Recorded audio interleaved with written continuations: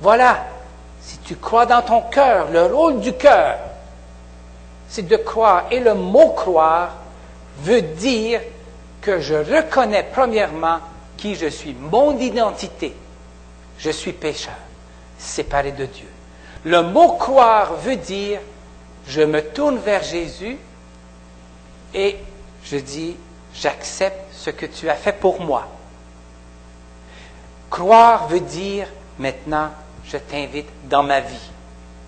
Pardonne mes péchés. Voilà le rôle du cœur, de chacun de notre cœur.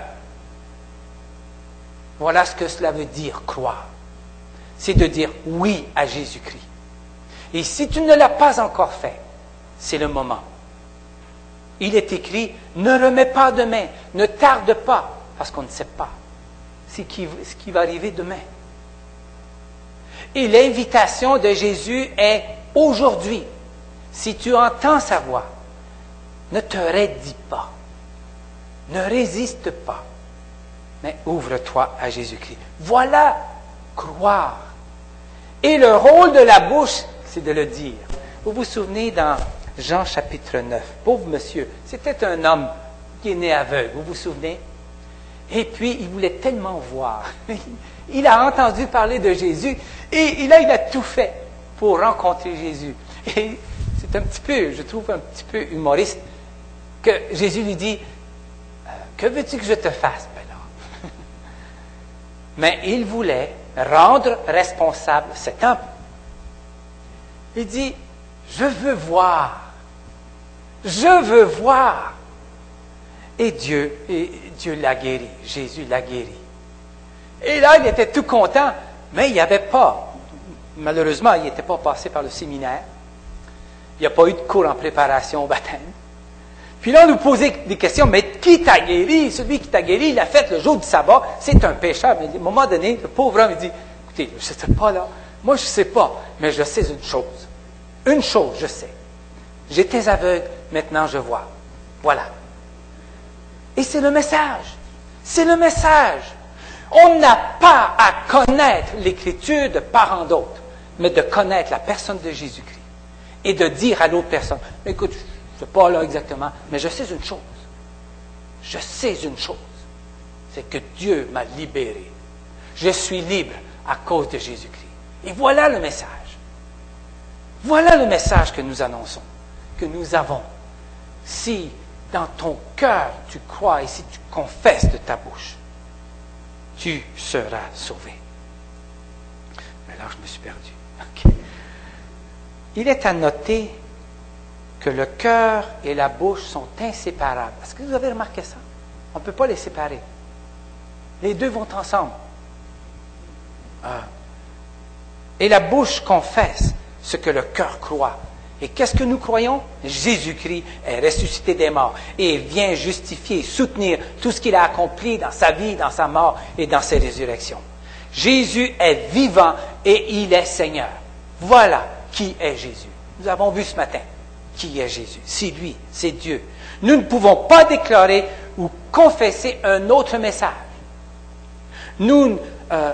C'est le seul et unique message que nous annonçons. Il n'y en a pas d'autre. Ce que Jésus a accompli, c'est le triomphe.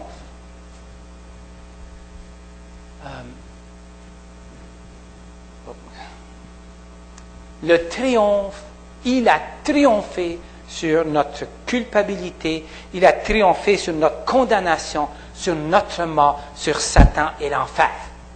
Voilà le triomphe de Jésus-Christ.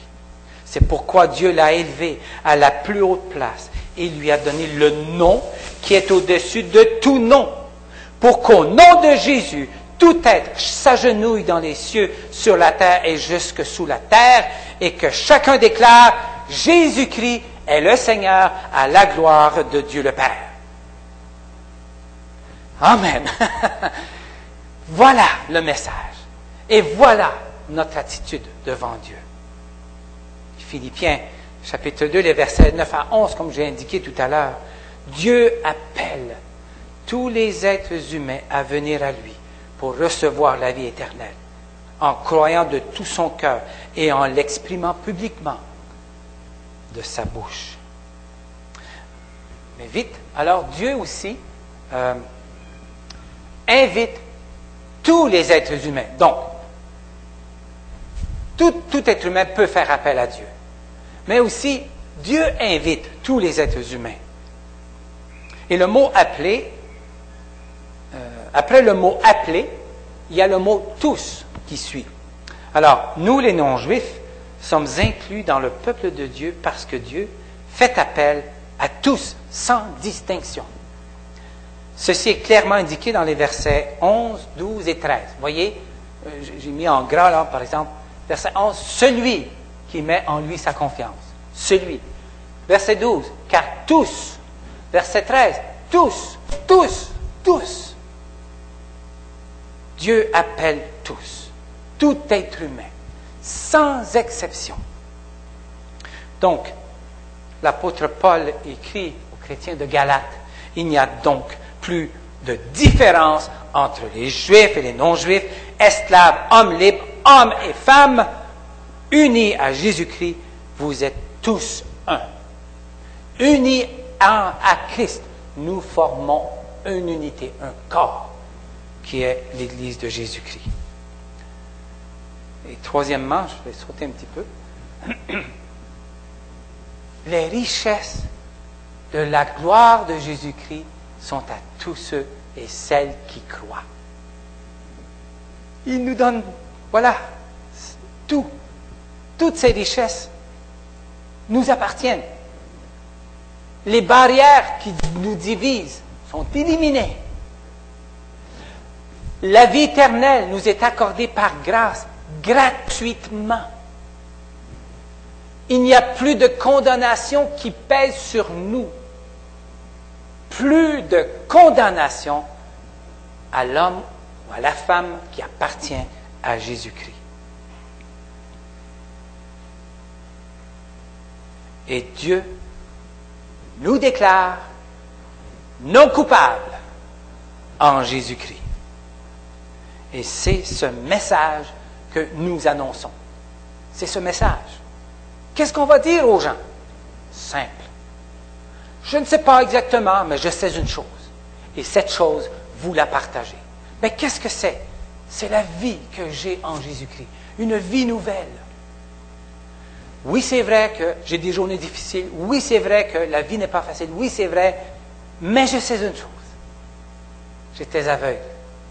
Je n'avais pas la paix. J'étais comme ancré dans... Il y a quelque chose qui me tenait au fond. Et Jésus est venu. Et il a enlevé ce qui m'attachait. Et il m'a libéré. Je ne sais pas, je ne peux pas te dire exactement tout, mais on peut ouvrir la Bible. Mais je sais d'une chose. C'est que j'étais aveugle. Je ne pouvais pas voir, je ne savais pas. Et maintenant, je vois. Jésus est mon sauveur. C'est lui qui est maintenant mon Seigneur. C'est lui. Mais tu n'as pas d'autre chose à dire. Ça suffit pour l'instant. Jésus est celui qui m'a rendu la vue. On peut ensemble cheminer. On peut le connaître un peu plus.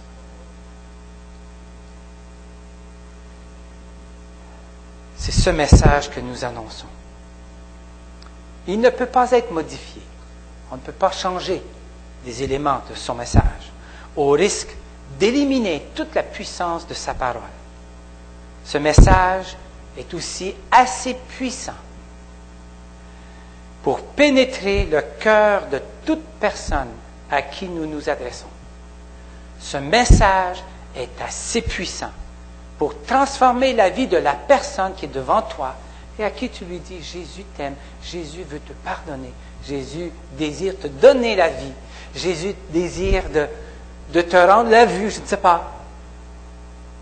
Et il est assez puissant pour transformer la personne qui est devant toi, quelle qu'elle soit. Et ce message est que Jésus-Christ nous libère de toute culpabilité. Il nous libère de toute condamnation. Il nous libère de toute honte ou déshonneur. Il nous fait entrer dans sa famille, qui est son Église, le joyau de sa nouvelle création. Son Église. C'est la raison pour laquelle nous sommes ici ce matin. Nous sommes l'Église de Jésus-Christ. Et nous avons un message. Et le message que nous avons, on ne le retrouve pas dans le Journal de Montréal ou dans les livres à l'école. Non, le message, nous le retrouvons aussi et dans notre cœur. Il l'a mis dans notre cœur. Et il demande que notre bouche le dise, le confesse. Pour la semaine prochaine, je vous invite à lire, pas ça là, mais les versets 14 à 21 du chapitre 10 de Romains. Ce sera la troisième partie. Donc, nous venons de terminer les versets 10 à 13 et nous allons voir les versets 14 à 21 qui, j'espère, pouvoir le faire en deux parties. Nous allons nous lever et prier ensemble.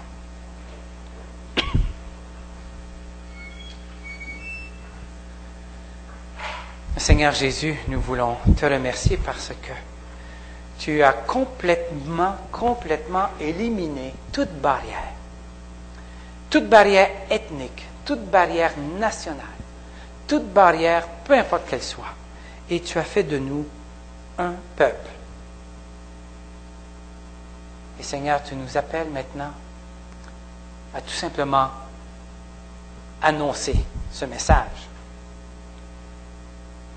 Ce message que tu es Dieu, que tu nous aimes, que tu nous pardonnes et nous libères et nous délivres et nous donnes la vie nouvelle, qui est la vie éternelle.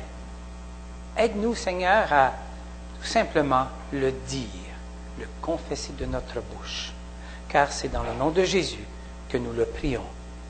Amen. Amen. Que le Seigneur vous fasse du bien et vous accompagne.